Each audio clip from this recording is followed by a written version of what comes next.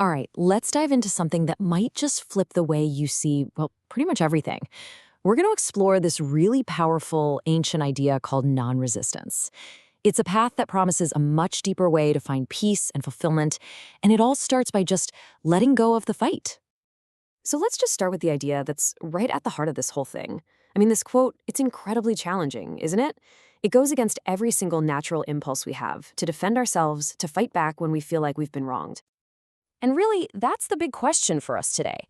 Everything inside of us just screams to push back against opposition. But what if that very struggle, that fight, is exactly what's holding us back? What if real power isn't in fighting at all, but in yielding? So yeah, that brings us to our first section here. This idea that not resisting is the key to peace. It feels like a total paradox, right? It seems so contradictory, but as we're about to see, it's the absolute foundation of spiritual mastery. Here's the most crucial point to get. You just can't create a peaceful outcome using chaotic, fighting energy. It just doesn't work. It's kind of like trying to put out a fire with gasoline. Harmony can only come from harmony. Fighting fire with fire, it just makes a bigger, messier blaze. Okay, I know this can all sound a bit abstract, so to make it more concrete, let's look at the natural world. Honestly, the perfect metaphor for non-resistance is something we see every single day: water. Just think for a second about how water works. It never, ever just crashes against a giant boulder trying to smash it in one go. Nope, instead, its gentle, consistent flow wears down the hardest stone over time. It always finds the path of least resistance, flowing around things. But here's the thing. It never stops moving toward its goal. It's just a brilliant picture of strength through adaptability, not brute force. Now, if you want to take this idea even further, the real masters of this don't just accept their obstacles. They actually bless them. And you might be thinking, why would I do that? Well, because blessing a challenge completely transforms its energy. It shifts your whole perspective from seeing a roadblock to seeing a teacher. It turns opposition into an opportunity. And this brings us to a huge, huge misunderstanding we have to clear up. The word meekness often gets confused with weakness. But in this context, it has nothing to do with being a doormat, not at all.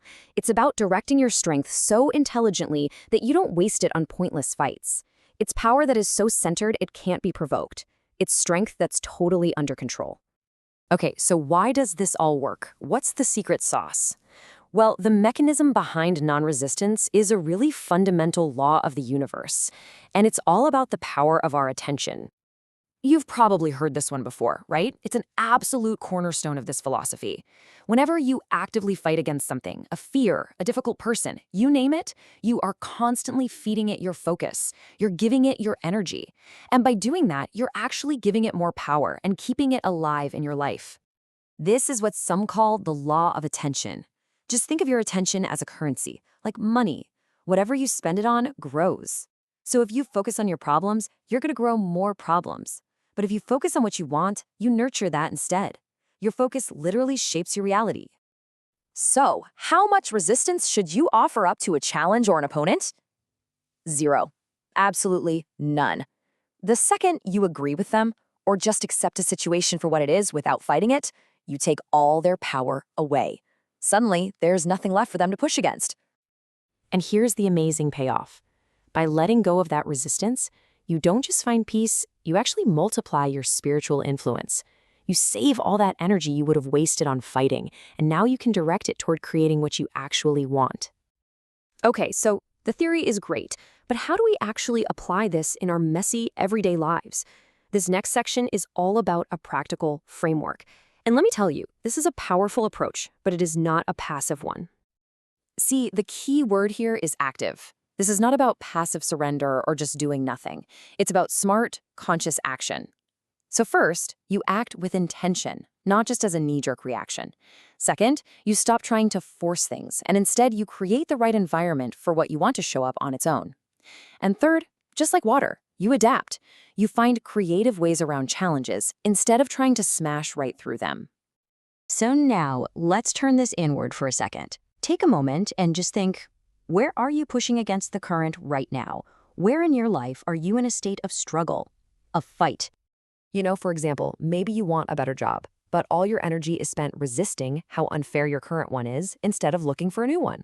Or maybe you want more financial abundance, but all your thoughts are stuck fighting this feeling of scarcity. That internal fight, that resistance, it might be the very thing blocking the flow of what you actually want.